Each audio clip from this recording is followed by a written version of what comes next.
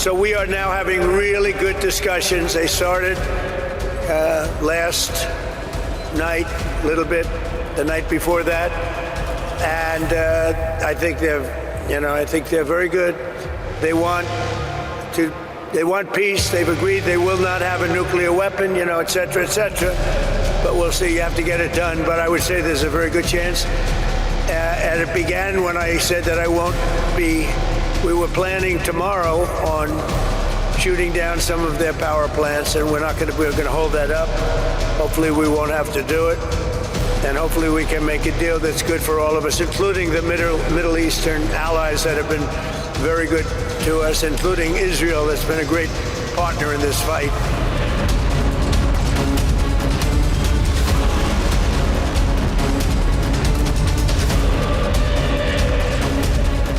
قدرت راهبردی که از آن دم می‌زدید تبدیل به شکست راهبردی شده. مدعی ابرقدرتی دنیا اگر می‌توانست از این مخمصه رها شود تا حالا شده بود. اسم شکستتان را توافق نگذارید. دوران وعده‌هایتان به سر رسیده. امروز در جهان دو جبهه وجود دارد.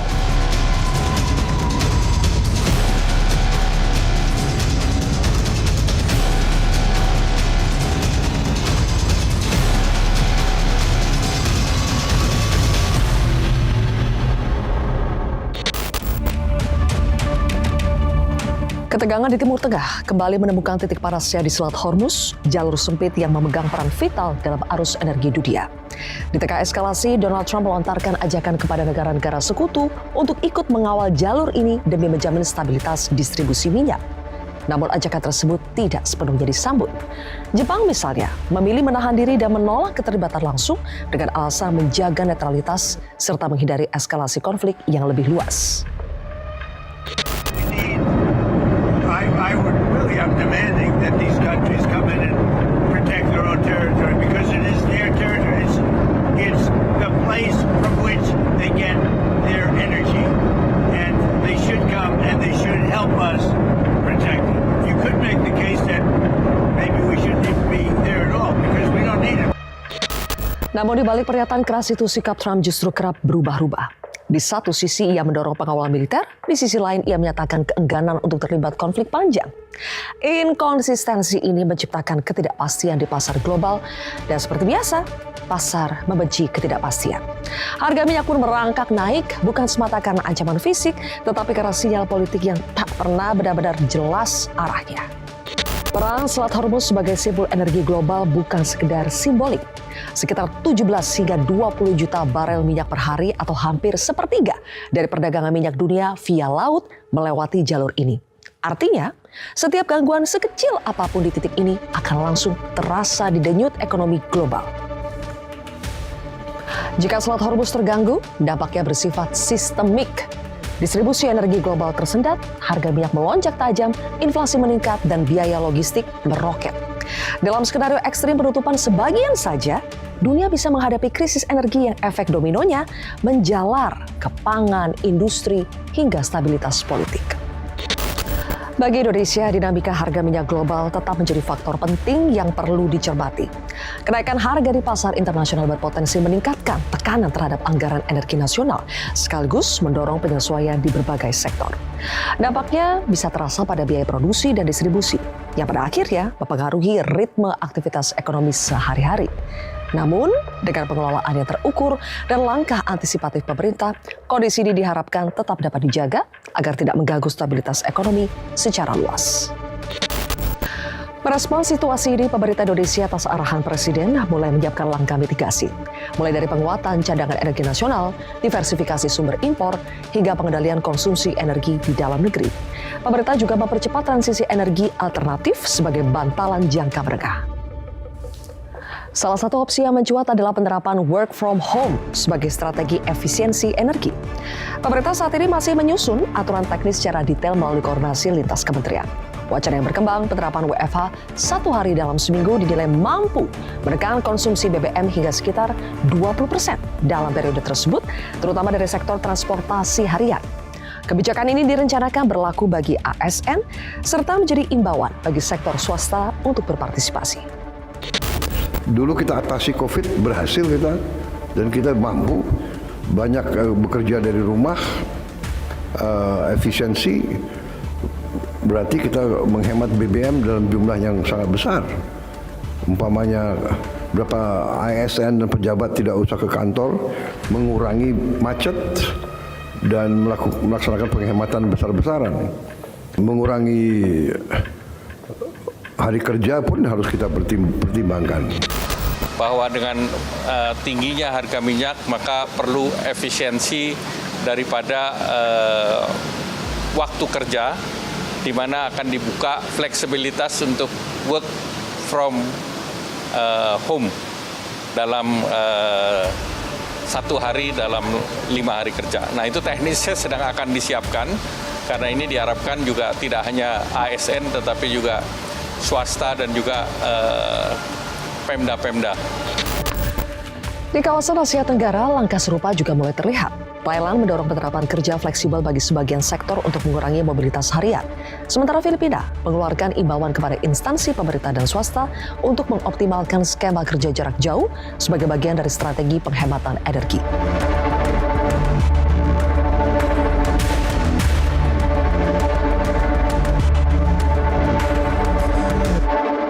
Pendekatan ini menunjukkan bahwa WFH semakin dipandang sebagai langkah cepat dan adaptif dalam respons potensi tekanan energi akibat dinamika global. Dari sisi ekonomi, WFH membawa dampak positif yang tidak bisa diabaikan. Pengurangan biaya operasional kantor, efisiensi transportasi, hingga peningkatan produktivitas di sektor tertentu menjadi keuntungan nyata. Di tengah tekanan global, efisiensi ini bisa menjadi rem darurat untuk menjaga stabilitas ekonomi domestik.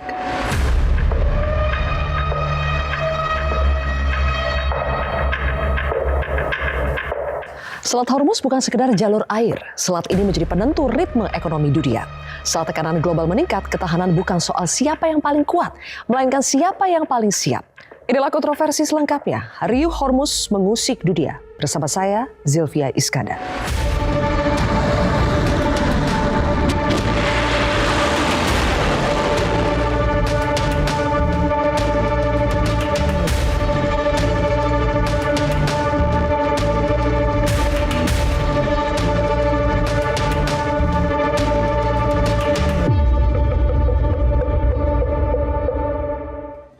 Pemirsa, untuk membahasnya sudah hadir 3 narasumber di studio Metro TV. Di sebelah kanan saya adalah ekonom senior Prasasti, Bapak Peter Abdullah. Pak Peter, selamat malam. Selamat malam. Berikutnya juga ada tenaga ahli utama Badan Komunikasi Pemerintah, Fitra Faisal. Mas Fitra, selamat malam. Selamat malam. Terima kasih sudah hadir. Dan juga ada pakar intelijen, Mas Ridwan Habib. Selamat malam, Mas Ridwan. Selamat malam. Terima kasih semuanya sudah hadir di kontroversi. Sebelum kita memulai perbincangan pada malam hari ini, saya ingin putarkan terlebih dahulu pernyataan terakhir dari masing-masing kubu, baik itu dari Amerika Serikat maupun Iran, berikut ini. Day by day, the Iranian regime is being crippled, and their ability to threaten the United States and our allies is being significantly weakened. Their ambitions of building a nuclear weapon have also been crushed to an even greater degree than they were in Operation Midnight Hammer in June 2025. That's why you're beginning to see the regime look for an exit ramp. They recognize they are being crushed, their ability to attack American and ally forces, as well as their ability to defend their own territory is dwindling literally hour by hour. Following President Trump's powerful threat on Saturday evening, it was made clear to the United States that Iran wanted to talk. President Trump is willing to listen, but the president's preference is always peace. There does not need to be any more death and destruction. But if Iran fails to accept the reality of the current moment, if they fail to understand that they have been defeated militarily and will continue to be, President Trump will ensure they are hit harder than they have ever been hit before. قدرت راهبردی که از آن دم میزدید تبدیل به شکست راهبردی شده. مدعی ابرقدرتی دنیا اگر میتوانست از این مخمصه رها شود تا حالا شده بود. اسم شکستتان را توافق نگذارید. دوران وعده هایتان به سر رسیده. امروز در جهان 2 جبهه وجود دارد. Mas Ridwan, kita sudah menyaksikan bahwa Gedung Putih mengklaim, intinya Amerika Serikat, mereka mengklaim sudah menang lah ya dari Iran, bahwa Iran mengharapkan ada negosiasi dengan Amerika Serikat, sementara dari sisi Iran justru mengatakan Amerika Serikat ini seperti dalam tanda kutip ya, berhalusinasi, bernegosiasi dengan dirinya sendiri. Dari analisa Anda sebetulnya klaim siapa yang bisa kita percaya? Oh, saat ini memang seperti yang disampaikan juru bicara IRGC tadi ya, Khotamul Anbiya tadi, Letnan Kolonel Ibrahim Zulghafari, memang Iran tampaknya yang mengendalikan negosiasi. Karena Iran sudah mengeluarkan beberapa statement, Zilvia, kalau memang Trump ini mau melakukan semacam withdrawal atau gencatan senjata, Amerika harus membayar semua kerugian yang diakibatkan perang itu, kemudian menarik seluruh pasukan Amerika dari wilayah Teluk, dari negara-negara di Timur Tengah. Kemudian yang ketiga, memastikan tidak akan lagi intervensi terhadap politik dalam negeri Iran. Tiga-tiganya ini hampir mustahil dipenuhi oleh Trump, karena kalau itu dipenuhi oleh Trump, ini sama dengan menunjukkan kepada dunia bahwa Amerika kalah perang.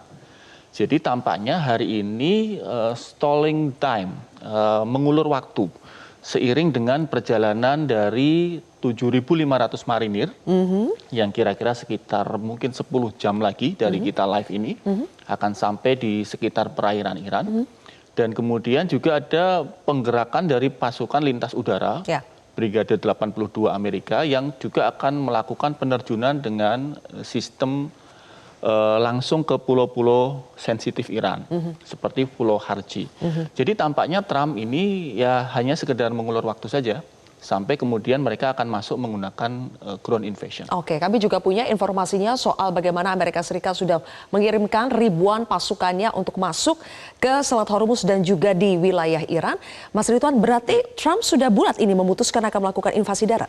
Tampaknya semua advisernya menyarankan itu, karena satu-satunya cara untuk melakukan penaklukan utuh terhadap Iran ya tinggal ground invasion. Tetapi Iran sendiri kan sudah menyatakan kepada publik ya, melalui Menteri Luar Negerinya Abbas Araghchi, bahwa mereka menunggu itu. Mereka menunggu ground invasion karena Iran sudah mempersiapkannya lama sekali, puluhan tahun. Pasukan infanteri Iran ini sudah berlatih tactical guerrilla selama mungkin belasan tahun dan menunggu momentum ini. Pagi ini kantor resmi berita Iran, IRNA, Iran News Agency, meluncurkan beberapa video yang menunjukkan bagaimana persiapan pasukan darat Iran menyambut pasukan Amerika. Dan tampaknya kalau ini nekat, Trump ini nekat, maka dia akan menghadapi situasi seperti dulu Amerika menginvasi Vietnam, seperti dulu Amerika di Afghanistan, dan seperti dulu Amerika di Irak. Oke, dari analisa Anda, kenapa akhirnya Trump memutuskan untuk melakukan invasi darat? Apakah cara-cara lain sudah tidak mempan lagi atau karena sudah terlanjur makanya harus dituntaskan? Hitungan awal, Zilvia, dengan kemampuan sophisticated dari teknologi militer Amerika, 3 hari selesai mestinya. Karena mereka punya ratusan jet tempur, kemudian serangannya dipandu secara sangat presisi oleh AI, Maven dan Anthropic, yang kemudian koordinat-koordinatnya sangat presisi. Tetapi ternyata tactical operationnya 98% berhasil, tetapi strategic operationnya tidak berhasil. Ini yang disebut dengan strategic defeat. Secara taktis Amerika ini unggul, karena menghancurkan berbagai macam target militer, tetapi secara strategis sama sekali tidak berdampak. Kenapa? Karena pemerintahannya masih eksis, kemudian masyarakatnya masih mendukung pemerintah, dan militernya masih siap untuk melawan. Sehingga karena strategic defeat tadi akhirnya mau tidak mau ground invasion sebagai last option. Untuk tetap dengan misi awal mengganti rezim? Salah satunya itu, tetapi yang sebenarnya mulai backdown ya Trump ini ya. Dia menyebut juru bicara parlemen Iran, Mohammad Ghalibaf, itu sebagai the next prominent leader. Karena itu katanya perwakilan Iran yang bernegosiasi dengan Amerika ya? Bisa bernegosiasi dengan Amerika. Tetapi kalau kita monitor tweetnya Ghalibaf, ya saya nanti mantau sebelum kita live ini, justru Ghalibaf ini yang paling resisten dengan narasi negosiasi dengan Amerika. Jadi tampaknya Trump lagi-lagi ilusi atau mungkin pembisiknya yang salah. Baik, ada satu lagi yang mungkin ini juga adalah ilusi ketika Trump mengatakan ingin mengelola Selat Hormuz bersama-sama dengan Iran. Coba kita simak dulu pernyataannya berikut ini. That will be opened very soon if this works. How soon? And who's in control of it? Will Iran still be able to control the flow of oil? Be jointly controlled. By who? Maybe me. You want the United States to be Me and the Ayatollah, whoever the Ayatollah is, whoever the next Ayatollah. Baik, Pak Peter, kita langsung membahas agak jauh ya soal kemungkinan Apakah konflik ini, ketegangan di Timur Tengah itu bisa selesai dengan cara berbagi, berkolaborasi antara Amerika Serikat dengan Iran sama-sama mengelola Hormuz, atau itu mustahil? Ini saya bukan ahli intelijen seperti tadi ya, tapi logikanya. Logika pengelolaan ini kan, dengan melihat jalur konflik perdagangan di yang situ. sudah sedemikian panjang, dengan luka yang sudah sedemikian dalam, saya kira nggak mungkin. Ya. Ini adalah sebuah kondisi yang akan mengubah segalanya. Ya. Ini akan mengubah tatanan. Dan itu tentu tidak akan berjalan dengan sangat mudah. Pasti akan membutuhkan waktu yang panjang. Ya. Dan saya kira tadi dijelaskan, kondisinya sebenarnya dalam kondisi sekarang ini, Iran walaupun secara taktis tadi memang kalah, dan kalau kita lihat dari korban, kita lihat dari kehancuran, jelas Iran yang menderita paling besar sekarang ini dibandingkan dengan Amerika dan Israel. Tetapi kalau kita lihat dalam posisi, yang menang posisi Iran. Itu sangat jelas, kalau seandainya Iran itu sudah kalah telak, nggak mungkin lagi kita bisa melihat si Trump harus mengajak-ngajak orang untuk menyelesaikan Selat Hormuz. Kalau Iran sudah sedemikian kalahnya, yang seperti disampaikan selalu berulang-ulang oleh pihak Trump, oleh Amerika, maka akan sangat mudah mereka itu take over Selat Hormuz. Tapi kenyataannya yang mengendalikan Selat Hormuz itu secara de facto itu tetap Iran. Artinya secara mungkin dampak serangan itu memang lebih besar, kehancuran ada di Iran, tetapi secara posisi tawar, Iran saya kira masih menang terhadap Amerika dan Israel. Dan ini artinya ini akan membuat ini menjadi lebih panjang. Akan lebih panjang. Lebih panjang atau tidak, nanti saya juga ingin dengar analisa dari Mas Fitra seperti apa. Karena kita tahu bahwa Selat Hormuz sekarang seperti menjadi daya tawar tadi ya, bargaining powernya Iran.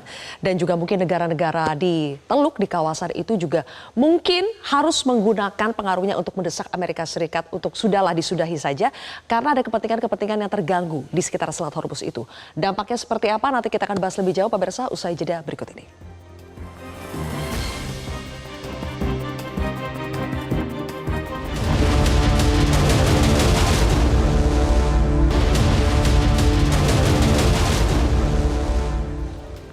Pemirsa, dampak terbatasnya akses kapal-kapal tanker melewati Selat Hormuz sudah sangat terasa di sejumlah negara, terutama bagi mereka yang menggantungkan stok minyak mentah dari negara-negara di kawasan yang melewati Selat Hormuz.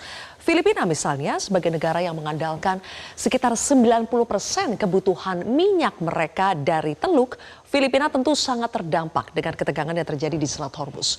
Hingga akhirnya pemerintah Filipina mendeklarasikan darurat energi nasional berlaku di negaranya. Dan ini adalah langkah-langkah yang diambil oleh Filipina untuk bisa mengatasi atau setidaknya memitigasi dampak yang terjadi akibat penutupan atau terbatasnya jalur di Selat Hormuz itu. Di antaranya mereka melakukan pengaturan jam kerja 4 hari dalam seminggu. Kemudian juga alat elektronik dibatasi, penggunaannya harus dimatikan selama jam istirahat. Bahkan sampai menjaga suhu pendingin ya atau AC, menekan konsumsi bahan bakar pemerintah sampai 1/5 dari normal, dan juga penghentian atau rencana penghentian operasional penerbangan. Mungkin juga pemirsa sudah lihat ada berbagai gambar dan rekaman yang memperlihatkan ada rakyat Filipina yang sudah mulai berjalan ketika pergi ke kantornya. Berikutnya kita juga melihat bahwa darurat energi nasional juga ditetapkan oleh pemerintah Bangladesh sebagai dampak tersendatnya perjalanan bahan bakar yang melalui Selat Hormuz. Mereka menutup semua universitas dan juga memberlakukan libur yang lebih panjang. Jadi Bangladesh menetapkan darurat energi nasional juga, menutup semua universitas dan menerapkan libur yang lebih panjang di Bangladesh. Berikutnya kita lihat bagaimana di Korea Selatan ada pembentukan badan khusus antisipasi krisis yang dilakukan oleh Korea Selatan sebagai dampak dari ketegangan yang terjadi di Selat Hormuz, dan juga di Australia. 225 stasiun pengisian bahan bakar ditutup. Berikutnya di Vietnam ada staf pemerintahan yang bekerja dari rumah. Kemudian mereka juga minta bantuan Jepang dan Korea Selatan untuk bisa membantu pasokan bahan bakarnya. Kemudian juga mereka membentuk Satgas Keamanan Energi Nasional untuk memangkas penerbangan domestik salah satunya. Di Sri Lanka kita juga bisa melihat terjadi pemangkasan konsumsi energi 25%. Bahkan mereka juga sampai mematikan lampu dan juga listrik dari papan reklame. Tetangga yang lain masih di kawasan ASEAN, misalnya Myanmar juga melakukan pengaturan ganjil genap untuk nomor kendaraan. Di Mesir, terakhir mereka menaikkan harga BBM hingga 30% sebagai dampak ketegangan yang terjadi. Dan Mas Fitra, pertanyaan saya langsung kita sudah melihat ya, kami tampilkan juga grafiknya bagaimana harga minyak mentah, crude oil, kemudian LNG merangkak naik hari ini. Brent itu sampai 105 dolar per barel. Mas Fitra, jadi dengan segala macam dampak yang sudah terjadi di ketegangan Timur Tengah ini, sejauh ini dampak yang sudah terasa di Indonesia dan bagaimana cara kita memitigasinya?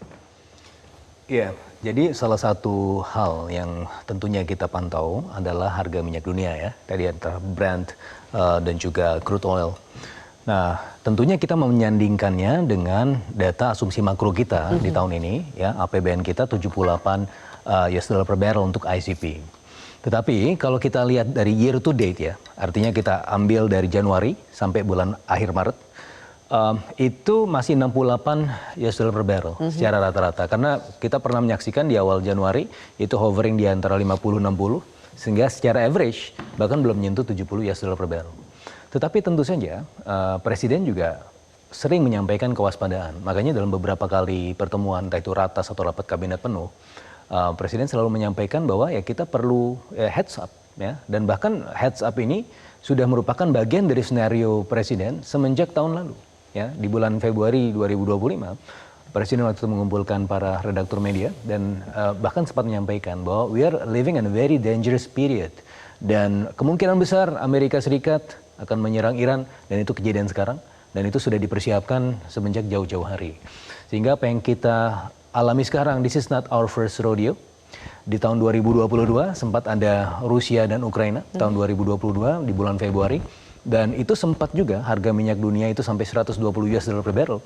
Dan kita mampu bertahan ya secara kondisi fiskal dan secara finansial. Nah, di tahun 2024 juga sempat terjadi Iran versus Israel. Dan pada saat itu kita melakukan evaluasi APBN setiap semester. Semester satunya kita evaluasi akan ada penambahan 80 triliun rupiah pada saat itu. Oke. Dan akhirnya itu tidak terpakai. Kenapa? Karena ada deeskalasi. Nah, ketika kita meng-carry overnya ke sekarang ini, apakah situasi fiskal kita masih sangat memadai? Ya. Sampai titik ini belum ada masalah. Ya, meskipun pemerintah sudah melakukan heads up, beberapa heads up. Salah satunya adalah ada potensi efisiensi, ya apa yang disampaikan Pak Purbaya, ya beberapa kementerian-kementerian juga harus disisir lagi program-program prioritasnya. Kemudian juga ada hal-hal yang lain yang kemudian membuat dari sisi fiskal kita untuk bisa menjaga supaya harga BBM ini itu tidak naik. Ya artinya subsidi dan kompensasi energi bisa saja bertambah, bisa saja ya. Tetapi itu harus melihat dari data beberapa bulan ke depan karena kita melihatnya ICP 70 US dollar per barrel itu average setahun. Nah, ketika dalam misalnya bulan Juli nanti itu konsisten di atas 100 US dollar per barrel, maka akan ada potensi penambahan tersebut. Nah, penambahan itu ada nggak uangnya? Untuk sementara ini dari hasil sisiran fiskal kita sudah punya 60-80 triliun rupiah.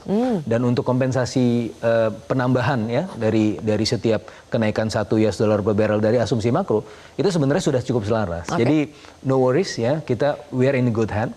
Dan bahkan ya Mbak Sylvia kalau bandingkan dengan negara-negara tadi, meskipun negara-negara itu juga menjadi referensi Presiden untuk melakukan kebijakan-kebijakan di dalam negeri.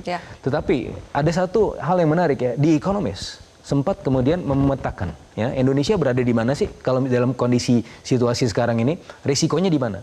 Ternyata kita di low exposure, high buffer, strong buffer dibandingkan dengan negara-negara lain. Meskipun kita tidak complacent, kita tidak terlalu gembira dengan situasi sekarang, tetapi setidaknya dalam pandangan eksternal kita masih relatif aman. Jadi risiko tetap ada, tapi dibandingkan dengan negara lain kita termasuk yang risikonya rendah. Tapi Pak Peter, sebetulnya seberapa penting, seberapa signifikan jalur Selat Hormuz ini bagi ketahanan energi dunia ya, bukan hanya Indonesia tapi dunia. Sebetulnya Oke, kita sudah sering mendengar 20% lalu lintas perdagangan energi melewati Selat Hormuz. 1/5 ada di situ. Tapi dampaknya ketika sekarang sistemnya itu buka tutup terbatas, dampaknya kepada ketahanan energi dunia seperti apa, Pak Peter? Kalau kita lihat tadi yang disampaikan, bagaimana banyak negara sudah melakukan antisipasi yang sedemikian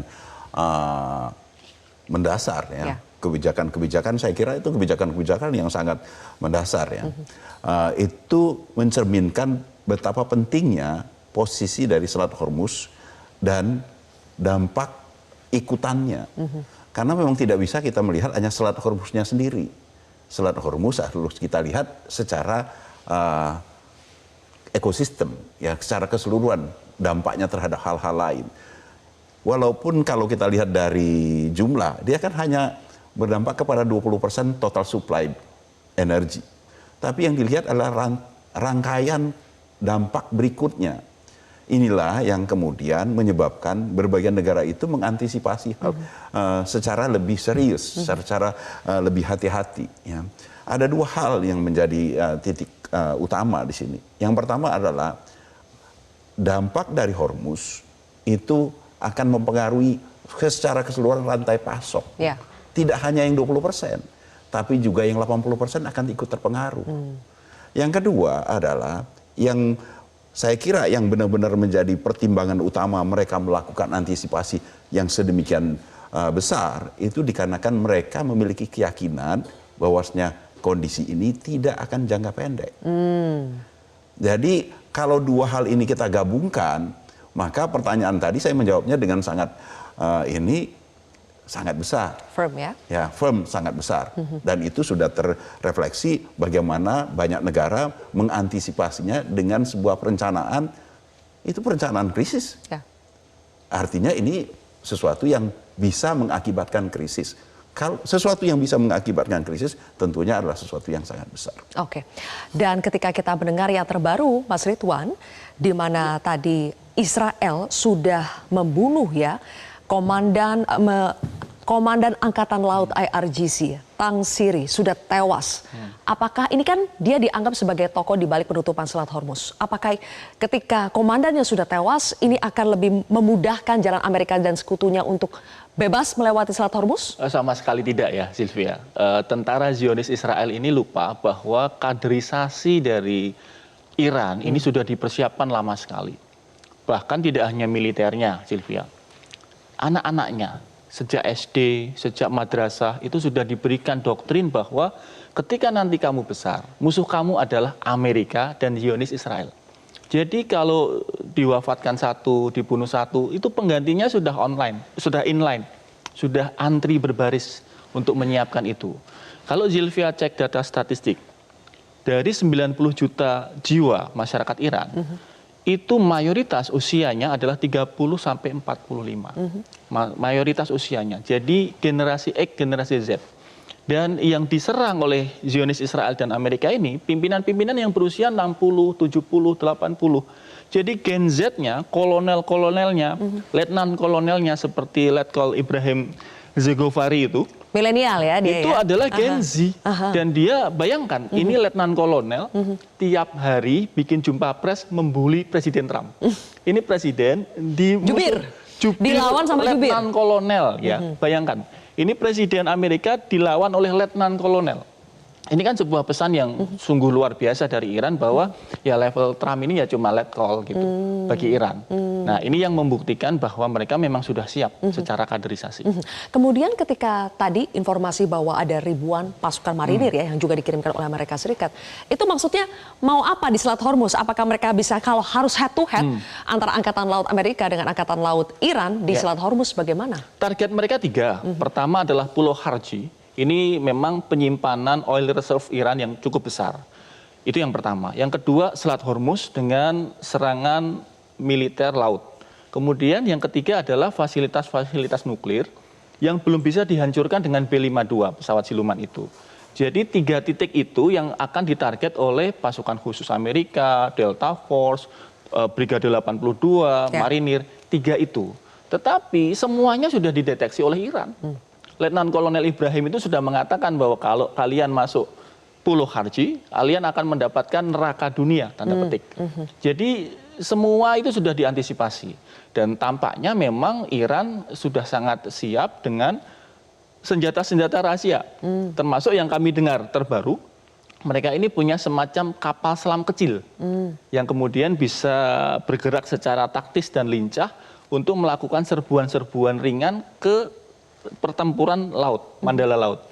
Nah ini yang sama sekali belum dihitung saya kira oleh Amerika dengan kapal induknya yang begitu besar dan manuvernya begitu sulit. Sama sekali belum dihitung, padahal kan intelijen Amerika seharusnya, Pentagon semuanya harusnya punya data yang lengkap soal ini kan Mas. Tapi kenapa mereka tetap ibaratnya kok konyol sekali mau menyerang, masuk ke rumah lawan yang pastinya lawan itu sudah menguasai rumah mereka. Boleh dijawab nanti ya, Mas Firdaus, kita harus jeda terlebih dahulu, pemirsa. Kontroversi akan kembali sesaat lagi.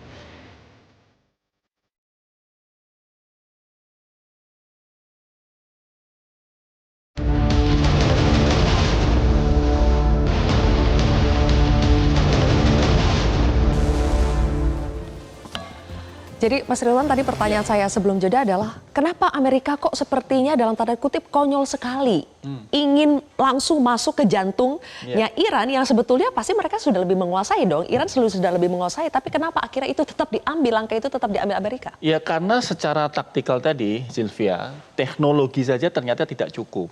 Mereka harus masuk, human intelligence-nya harus on the ground. Dan kalau harus on the ground berarti mereka menghadapi juga kemampuan yang mirip dan setara dengan kemampuan CIA. Jangan lupa Kementerian Intelijen Iran atau yang disebut dengan VEFAK. Ini adalah salah satu badan intelijen paling misterius di dunia. Kalau Mossad, kita bisa tahu nih, Mossad ada yang bikin buku, mantan Mossad bikin memoir gitu kan. CIA, mantan CIA bikin YouTube, Sylvia. Tapi kalau VEFAK, kita nggak tahu siapa pimpinannya, kita nggak tahu berapa personelnya, kita nggak tahu apakah dia punya sel-sel tidur di seluruh dunia. Sangat secret, sangat misterius. Doktrin intelijennya benar-benar dipegang kuat. Dan ini yang saya kira membuat Amerika dan Mossad, CIA dan Mossad agak kesulitan. Terutama untuk mendeteksi intensi dan motif. Kalau koordinat itu bisa pakai penyadapan handphone, bisa pakai penyadapan lampu lalu lintas. Tapi untuk mendeteksi intensi, niat, bagaimana? Bagaimana kita bisa tahu mana kolonel yang mau berkhianat, mana kolonel yang tetap setia? Kan harus interaksi.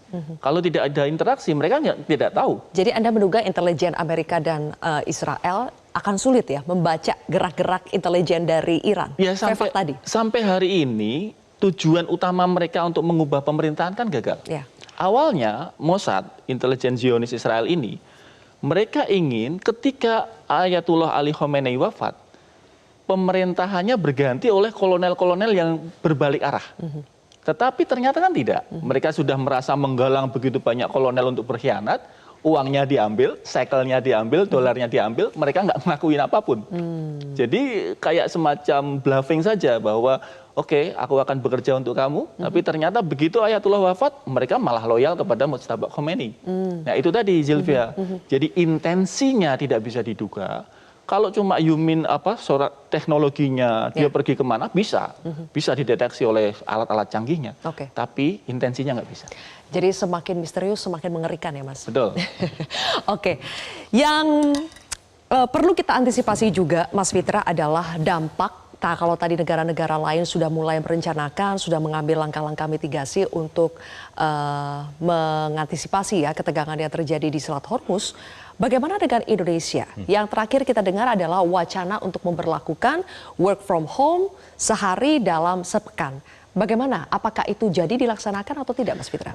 Ya, jadi amanah dari Presiden adalah untuk mempelajari ya karakter negara-negara yang tadi disebutkan oleh Metro TV ya sebagai bagian dari pembelajaran. Karena ini bagian dari persiapan dalam segala worst case scenario. Semuanya dalam scenario yang tentunya dalam kalkulasi. Nah, sementara ini kementerian-kementerian sudah diminta ya ditugaskan untuk kemudian membuat perhitungan-perhitungan tersebut. Tetapi keputusan final masih ada di Presiden. Nanti Presiden akan menyampaikan langsung apakah ini akan dilakukan atau tidak. Tentunya dengan semua skenario yang sudah dijelaskan kepada Pak Presiden. Sehingga nanti opsi-opsinya yang kita akan lihat. Karena memang dalam hal ini ya masih ada ya beberapa aspirasi juga dari dunia usaha ya. Karena tidak semuanya sesuai dengan karakter UEFA. Ya, itu yang nanti juga akan dihitung. Tentunya ini akan insya Allah akan menguntungkan semua pihak ya. Dan dalam hal ini UEFA bukan adalah satu-satunya measures atau opsi yang akan diambil, tetapi yang juga sedang dilakukan secara simultan, apa yang dilakukan oleh Kementerian Keuangan sekarang, sudah meminta kementerian-kementerian untuk mengurangi anggaran-anggaran yang tidak prioritas. Ya, kalau bisa 10%-nya sudah dipotong ya. Pak Purbaya beberapa waktu yang lalu bahkan sudah menyampaikan, bahkan dari BGN sudah memvolunteer untuk kemudian mengurangi ya sebagian dari anggarannya untuk kemudian menyumbang pada konsep efisiensi ini. Kenapa ini menjadi penting dan ini juga mungkin Mas Ridwan juga bisa mengkonfirmasi ini dalam konteks ketegangan geopolitik seperti ini yang ingin dijaga pemerintah adalah daya beli masyarakat supaya bagaimana masyarakat ini tidak tergerus ekonominya, maka subsidi dan kompensasi energi itu menjadi opsi yang prioritas, gitu kan. Dan dalam konteks untuk mendatangkan opsi yang prioritas ini kan kita butuh uang. Uang itu dapatnya dari mana? Dari efisiensi. Nah itu adalah hal untuk pertama menjaga supaya harga-harga tidak naik di lapangan.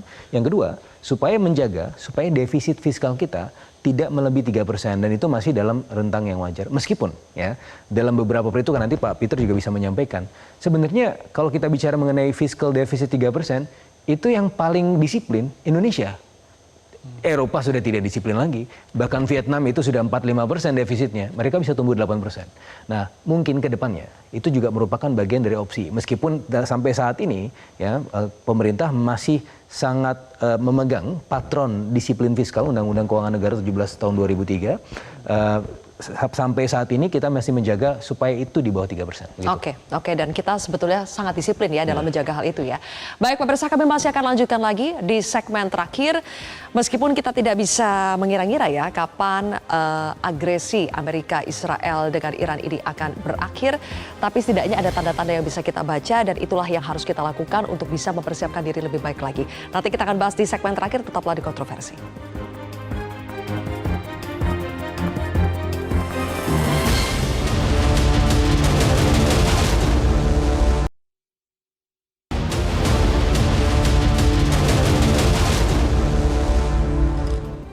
Baik, Pak Peter, dengan berbagai wacana yang dipersiapkan oleh berbagai negara ya untuk mengantisipasi bahwa perang ini akan berlangsung dengan panjang, apa sebetulnya opsi-opsi yang dimiliki oleh negara-negara yang selama ini menggantungkan energi mereka, pasokan minyak mentah mereka, LNG mereka dari negara-negara yang melewati Selat Hormuz? Adakah opsi atau alternatif lain, Pak Peter?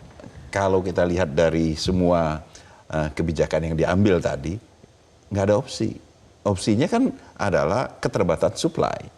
Bahkan mungkin supply-nya benar-benar akan kering nantinya. Oleh karena itu langkah-langkah yang diambil adalah melakukan pembatasan konsumsi. Agar supaya ketersediaan cadangan mereka yang sangat tipis, ya ini menarik tadi yang disampaikan oleh Mas Fitra kan. Kalau kita itu kan eksposurnya kecil, cadangan kita gede. Ya. Nah ini kalau yang dilihat tadi misalnya dari Filipina. Filipina itu 90% mereka bergantung kepada Selat Hormuz. Berarti eksposur mereka kan besar. Cadangan mereka sedikit. Oleh karena itu kalau mereka tidak buru-buru mengantisipasi dengan mengambil kebijakan yang ekstrim, membatasi secara ekstrim, maka mereka akan sangat sulit untuk. Karena mereka balik lagi, mereka tidak punya opsi. Ketika dengan asumsi ya kita memperkirakan ini akan panjang ya, bahwasanya supply benar-benar akan terganggu karena ini tidak hanya Selat Hormuz yang kontribusinya hanya 20%, tapi juga akan mempengaruhi semua jalur supply yang lain, maka kita tidak punya opsi.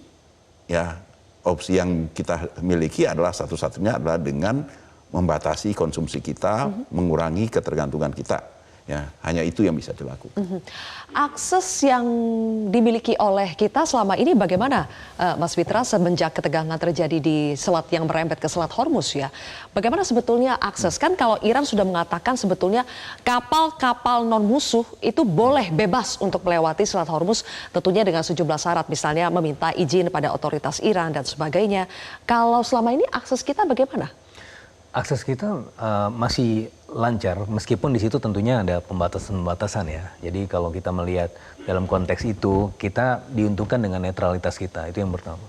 Terus yang kedua, tadi Mbak Sylvia sempat menyinggung mengenai ini mau ditutup berapa lama sih? ya perangnya itu berapa lama. Berarti kan Hormuz itu adalah fungsi dari perangnya berapa lama. Nah, meskipun kita tidak bisa, ada yang bisa memprediksi berapa lama perangnya, tetapi setidaknya kalau dalam konteks Trump, Presiden Trump, itu ada dua variabel sensitif yang bisa kemudian membuat Trump menjadi lebih moderat. Yang pertama adalah keberadaan dari obligasi pemerintah US yang bertenor 10 tahun. Nah, itu tidak cuma saya yang kemudian melakukan testing itu, sudah banyak ekonom juga yang menunjukkan bahwa kalau misalnya yield rate-nya itu sudah memuncak menjadi 4,3 atau 4,4, itu akan menghadirkan tekanan fiskal yang berlebihan di pemerintah Amerika Serikat. Sehingga pada akhirnya kalau kita lihat sepanjang beberapa pekan terakhir, Trump sudah mulai mengatakan bahwa kita akan melakukan negosiasi. Meskipun tadi Pak Ridwan juga menyampaikan ini buying time juga, tetapi dalam konteks Trumpnya, dia sudah mulai blink first ya dalam konteks game teori. Ini kan chicken game. Siapa yang blink first? Yang blink first ternyata Trump. Pertama dengan konteks variabel USD 10-year yield tadi.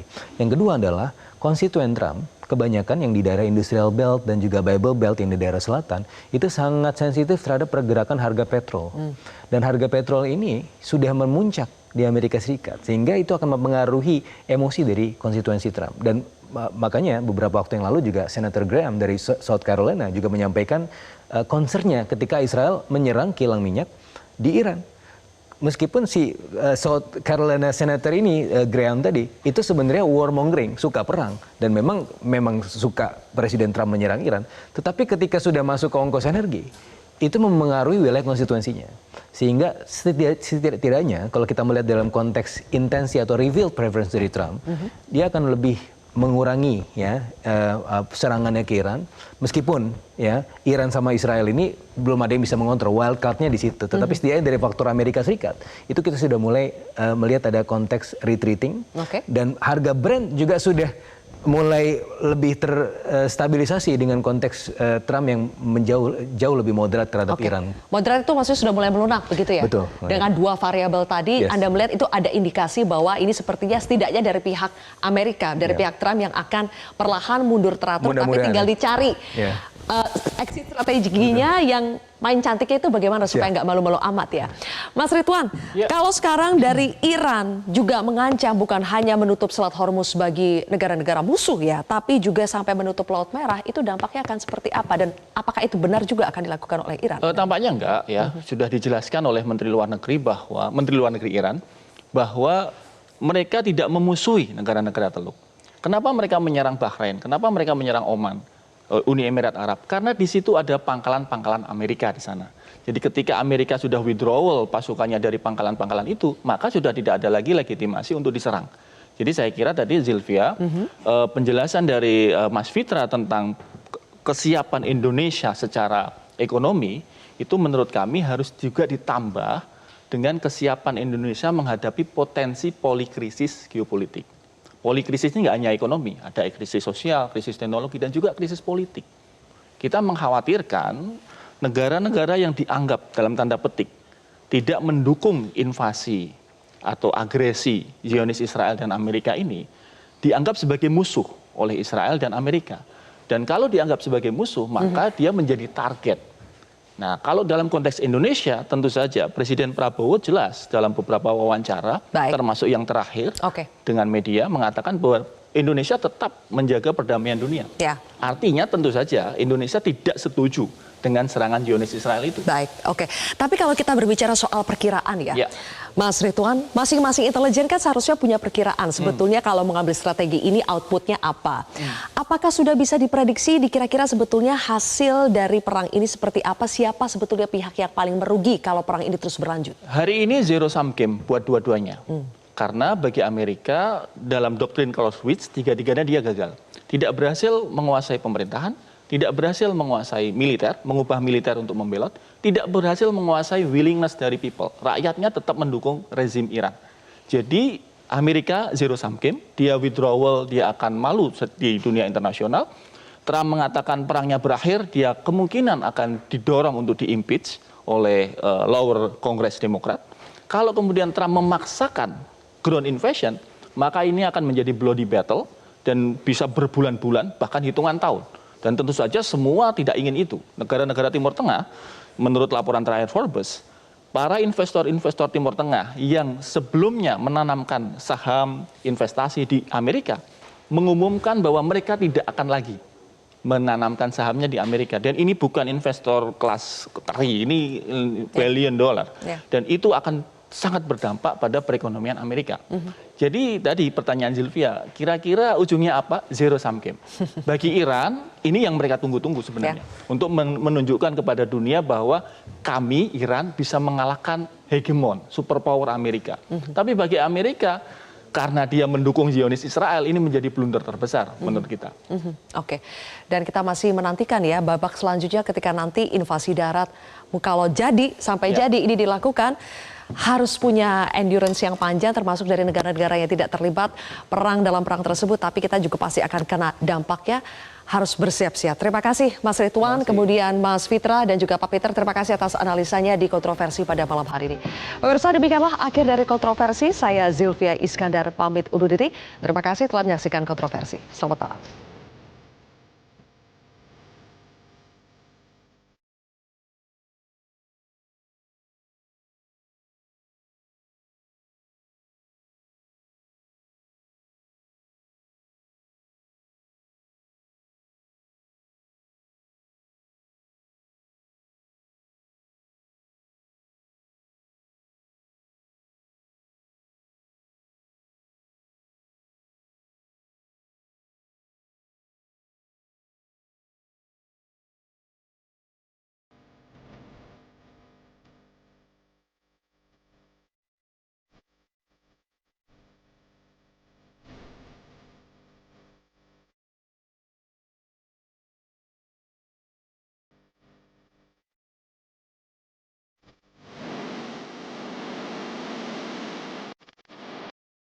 Metro TV.